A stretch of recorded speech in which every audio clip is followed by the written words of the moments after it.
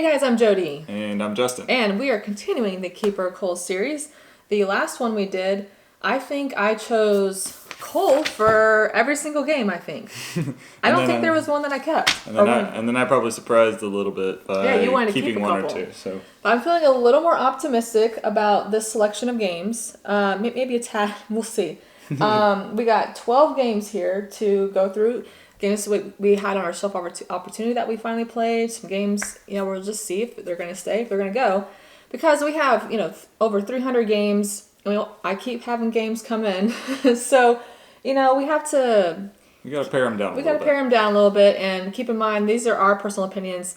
Now, some people might like the games we're CULL, and that's great. But we may not. So, everyone has different tastes. Yeah. All right, shall we kick it off? Let's do it. All right, let's kick it off with Karuba, the card game. The card game. So. All right. Ready, set, go. Okay, I wasn't sure if you were going to want to keep it because I know Karuba, isn't Karuba in your top 10 games? Karuba, you love that game. It's either top 10 or right outside of it. It's definitely one of my favorite games. But the card game, it's Karuba. But it's just a very, very simplified version of it, and I just find that the actual Karuba is just more fun to play. And so this is probably good as like a filler if you guys are interested in it. It's literally, it says on the box 15 minutes. It takes very little time. It's really short. I wasn't sure though if you were going to want to keep it to travel with, like have a more travel sized Karuba, but we've got other travel games. Yeah, I just would rather play Karuba too. Yeah. All right. Next one. Let's do another small box game. We've got here Ecosystem Coral Reef. Ready, set, go. All right. So, speaking of games that are easy to travel, right? So, this is the kind of thing, like, this game would trump Karuba, the card game, every time. Yeah. So, this plus the other ecosystem, they're very, very similar. There's just one's in under the sea, and the others out in the forest and meadows and all that kind of stuff. So, so obviously we like the original ecosystem, and this is just a new take on it, different theme. So, I'm not too surprised we both want to keep this. This is a great entry-level card drafting game. This will be good to play with our girl down the road, some educational. It's just a good one. So definitely check out the ecosystem games. But yeah, so we're going to keep this bad boy. Okay, let's move on to... Potion Explosion. This one has a bunch of marbles in it, by the way. If you don't know, it's a very marble-based game. Okay. All right. Ready, set, go. Okay, you decided to call it, eh? Yeah. So, this one I'm torn about because it's not a bad game. Like it's a good game. It kind of fell flat for me, and I was heavily disappointed in the marbles. It's like. Y'all don't know how much complaining about the marbles because they're just boring. They were terrible looking, in my opinion. First of all, I do not like gold, and the gold marbles were like just awful. Very gold. But apparently, I've had some people comment on Instagram and such that I guess it was the first edition or another edition of this game actually has really cool marbles. Like some of them are the swirlies, a little bit translucent. I'm like, I wish I had those. I don't know if that edition had the plastic dispenser. So you need like the plastic dispenser and the nice marbles. But anyway, I'm torn about this one because this is a good family weight game. And I could see our girl wanting to play this way down the road, but we're talking years and years. But we only have so much space on the shelves. I wasn't thrilled with playing. It just felt a little too blah to me. Yeah, it was fine. Kind of like she was saying, it was fine. It wasn't exciting. It wasn't anything that I would be reaching for all the time. Yeah, this one's hard for me. I'd probably say this is gonna be one of the harder decisions because it's not a bad game. People love this game, and I can see why. I really did enjoy the dispenser, and having the marbles collide and stuff. But I think just it got kind of old after a while actually playing it. So, okay. I'm sad about this one. Honestly, if I had like the other edition marbles, I'd be more tempted to keep it. But Oh, that one's sad. Okay. All right, let's move on. We got Founders of Teotihuacan, a tile laying game. This one was sent to us from Board and Dice. And this one was, you have your player board with a lot of polyominoes and such. Remember that one? Mm-hmm. All right. Yep. Let's make our decision. Ready, set, go. So I was actually kind of close on the it's a pretty good game. It's just ugly. Yeah, okay, so, I mean, I'm starting to struggle with the Board and Dice games a little bit because they're just so blah. And I know a lot of people are like going to say, oh, but it's the gameplay that matters. Yes, the gameplay matters, but I also like good aesthetics. I like the way things look. That really matters to me.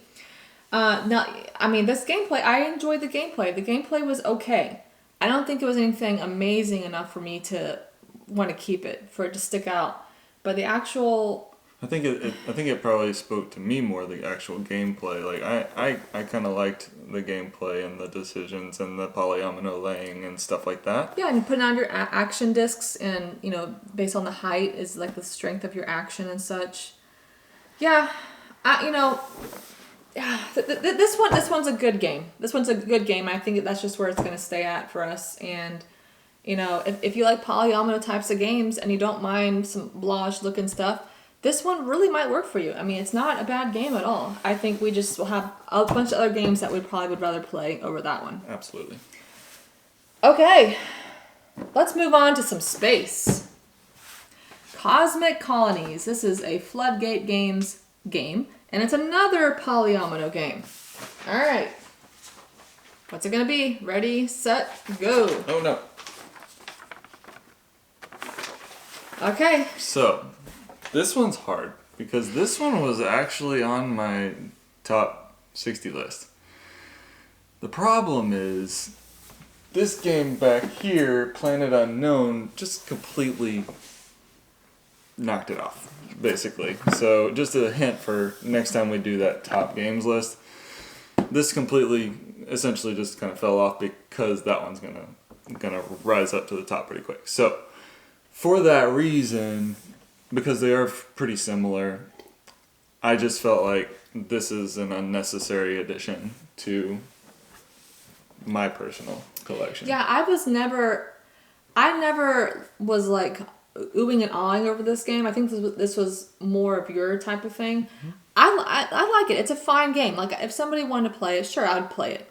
It's not one that I would go to, and it's not one I'm desiring to keep in the collection, especially because, like you said, Planet Unknown, I really like that game. And they're both polyomino games and space, and I think, like you said, we just rather play Planet Unknown. So, yeah, this was definitely more of, for you, the decision, because I've always kind of probably could have called that one, even though it's a space game. Yeah. But hey, I got my new space polyomino game. There you go. All right. Problem solved. Let's move on to Empires of the North. Imperial Settlers Empires of the North from Portal Games. Finally got this off the shelf. I think this sat on our shelf for a couple years. Maybe at least a couple years. It might have been 2 Christmases, yeah. Yeah, at least a couple years. Finally got this off the shelf to play. So, what is the verdict? Ready, set. Oh, no. You messed up. I want this one. You messed up. Oh, I want this one. Yeah, I really enjoyed this one a lot. I am sad you chose CULL. Hey, if you want to, we keep it. Well, yes, we're keeping it because I chose keep. But I'm sad that you feel that strongly about this game that you would get rid of it. Because I want you to play with me. I like this. It is a frosty and fun civilization card game. It's managing resources and your cards and sailing to distant islands. I really enjoyed this one. I'm sad. Okay. I'll just have to find some other people to play with then. Yeah. Well, anyway, we are keeping Empires of the North. That is here to stay. If you say so. All right. Now we got some Fire and Stone, a Pegasus Spiel game, and this was like a resource, or no, not like a tile flipping over thingamajiggy. Like when you go explore, there's a lot of unknown tiles that you will be exploring. So let's give our decision. Ready, set, go. Yeah, I kind of figured. This was actually kind of tough though. Oh, really? Okay. Yeah, because it is that feeling of going and discovering and flipping things and like, oh, I get that. Okay, cool. Which we both really like in games, and that's one reason why I really wanted to try this one. Yeah, so it was more of a challenging decision, I think, than some, but I think it's definitely something that I would rather go to a bunch of other games before playing that one. Yeah, especially if you like to flip over tiles and kind of get goodies and such. It's one of those that it's not a bad game. It's also not a great game. It's in the middle, and like you said, we're just gonna play other games over this. I enjoyed our few plays of this game, but I think that's all I needed was just a few plays to experience it, and we can move on. I think it was enough. Okay, bye, yeah. Fire and Stone. Bye. All right, we've got 5 more, I think. Okay, let's go to Cusco. All right, ready? On your mark. Get set. Go. Okay. Right. Okay. I would much rather play this game over Fire and Ice. Or Fire and Stone. Fire and Ice. Fire and Stone. I mean, they're different. They're very different, but but that's the idea, though, is just that I'm going to very quickly choose this over that if they're anywhere near each other on the shelf. So yeah, so this is in that Kingsling Kramer series where I think there was like multiple games kind of around the same stuff. Like, for instance, we have To Call here, which is still on the shelf opportunity games.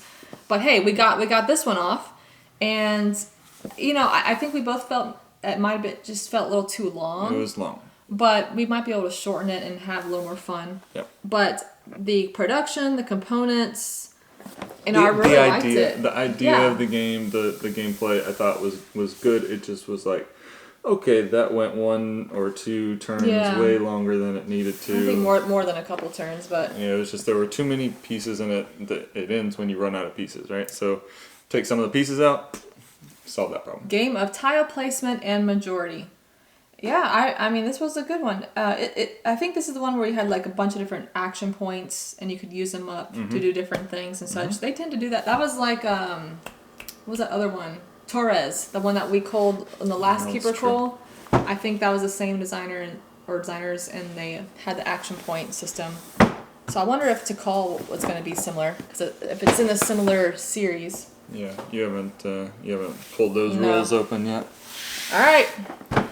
Warp's Edge space game here, and this is a solo only game. So Hugh did not play this. What do you think is my decision? I can guess, so I'll pull it out when you pull it out. All right, ready, set, go. Yes, so I wanted to try it. I'm not a huge solo gamer, but I wanted to try a solo only game, especially set in space. And I've heard some good things about it. I can see why people like it. I can see how it's a good solo game. It just didn't draw me in enough to want to get it out and play by myself. But it's I'm a little torn because I do like me some space games, and you're like trying to shoot down the enemies and the motherships and such. Yeah, I just think and it's bag building. We both really like bag building games, but I think it's just not one I'm desiring to get back out and play. So it wasn't one you were excited about. At least it didn't seem like while you were playing it. While I was playing it, even reading the rules, sometimes I'm weird. I love sitting down and reading me some board game rules, but for some reason I struggled with this one. And there was a lot of times it was like, I know I need to play that, but I don't want to, kind of. Yeah, I just had that struggle with this game. But I know some people love it, and that's great, because I can see how it's a good solo game. It just didn't spark any joy for me. Spark joy. I couldn't think of any other words. Okay, let's do a small box game. We got 3 more guys. Corinth from Days of Wonder. Ready, set, go. Really? You like it that much? So, yeah, I do. And I know that might kind of surprise you. I like roll and rights, number 1. Number 2, I felt like the little decisions and different options that you have on your sheet are actually pretty cool and pretty fun, trying to figure out how to make it all work together with the dice that are rolled. I enjoy it with the extra like gold dice that get thrown in there that you have to kind of decide on. Okay, maybe yeah. I enjoyed it. I think it's a good kind of pull it out and play with somebody that wants to do a little roll and write or something like that. I didn't think it was a bad game. I just wasn't excited about it, and I thought you were in the same boat. I thought you were gonna like cull it because I thought it wasn't as exciting as some other ones. Well, you're getting all excited about the fact that I like the crunchy roll and writes. So Twilight Inscription, Hadrian's Wall, and yeah, that's great. That's fine. No, but even some of the lighter roll and writes we've had, you haven't been. I don't know. Okay, well, this is more than just a lighter roll. I feel like it's not. Again, you're thinking of the Twilight Inscriptions and the Hadrian's Wall that are like up here. That one's not like way down here. That's somewhere in this mid range. Okay, it's not that hard of a roll and write. I'm not saying it's hard. I'm just saying okay. I enjoyed it. Well, that's great. I'm glad you enjoyed a game. But you surprise. You tend to like the roll and write game, so I'm not as surprised as like some others probably. Okay, let's move on to Tortuga 2199 Gray Fox game, space game. Are you ready? Mart, get set and go. So you decided to cull it. I see. Okay. So I think I remember you saying that you liked the game, and I wasn't sure if you were going to decide to keep it or not from the times we played it. Yeah. And I mean, this had some deck building, some space tiles out there that you're moving your ships around and trying to get some of the most points and such, and it was okay. I was disappointed in the production quality, but I also just don't see myself wanting to come to this compared to 200 something other games we have. Yeah. So, yeah, for me, I think I did like the game that we played. But then as I was thinking about it, I was like, but wait, what were some of the details of the game? Because it's been a little bit since we played it, not like a long time, but it's been a little bit. Played it a few times, and I feel like I played it a couple times, and each time I was like, yeah, I liked it. But now I'm struggling to figure out what were the details of it that I actually liked. And so if they're not like sticking out and just like standing out at me really strongly, then I'm cool with culling this one as well. Okay. Yeah, I think there's other games that we would just play over this one. I'm disappointed because I was really looking forward to this one. I mean this right here. I mean, guys, this just like was screaming. It looks cool. It was screaming, call me, like play me, get me. It looks cool.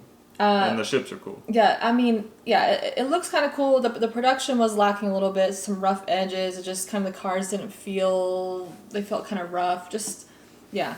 But, oh well. It's not terrible, but it's also not, it's in that middle ground again. There's most of these games are kind of in the middle ground. Except for the ones that we're keeping. All right, one last one. Hear that? That is the sound of beautiful pieces from Azul Summer Pavilion. Are you ready? Set, go. All right. Now, I saw you looking because I know you weren't like 100% sure what I was going to say to this, because like I've said to her a couple of times, like, this is my least favorite Azul so far that we've played. And it's my favorite Azul so far. And it's her favorite, so we we're in disagreement there, obviously. Oh, do we ever agree on board games? It's hardly tough. ever. It's tough. But it's still Azul, which is why I'm like, okay, we have other Azuls. At this point, you have to keep the Azul collection. And that's kind of what's really pulling me back to it, is that, okay, we've got the whole set of Azul, sure, why not? Let's just hold on to it. Well, I really like this one the most. I just like the puzzle a little bit better. I think it feels more patterny and colory to me, with like all the different stars. I just really like patterns and colors, and I really like the tiles in this one better. I love the production of this one. I'm surprised you didn't like Stained Glass of Century. No, I do, but I like this one better. This one just feels. I think it's more the patterns, like the different star patterns, and the way you have to put out the tiles by collecting some to put out one in certain spaces. And I think this one just clicked with me better than the other Azuls. I don't dislike the other Azuls. I like them, but this one is my favorite so far. Sweet. Okay, so we did a little better than last time in regards to keeping. Yeah, so we kept 4 and culled 3, 6. I had 4 keeps this time compared to 0 keeps last time. And we culled 8 of them over here. So well, so which ones in the coal pile do you think we should have kept? I know there's a lot of opinions out there. Everyone has different personal tastes in board gamings. But which ones here show some of the... Yeah, I mean, we're excited to hear your opinions. And I'd love to hear kind of some of the arguments, too. Of like, why you guys think that this is a better game than that one over there. So out of these games, which ones or one would you have kept out of our coal pile? And take 2, because the battery just died on us. Oops. And we just realized that this was in the wrong pile. This is actually a keep. Yeah. Although I wanted to cull it. That's right. So my goal this year, my big goal, is to try to get the shelf of opportunity games down to 10. And how many? I haven't counted again lately, but I know when we did our shelf opportunity series a while ago, I think it was like at least 60 games. Wow. So I'm hoping I'm really trying to pull these games out, get them off the shelf. Do the keeper cull on those. Oh, I really would love to get them under 10, but we'll have to see how things go because there's also other games coming in. Well, there's games coming in, but there's a baby on the way, and so that's going to be a huge kink.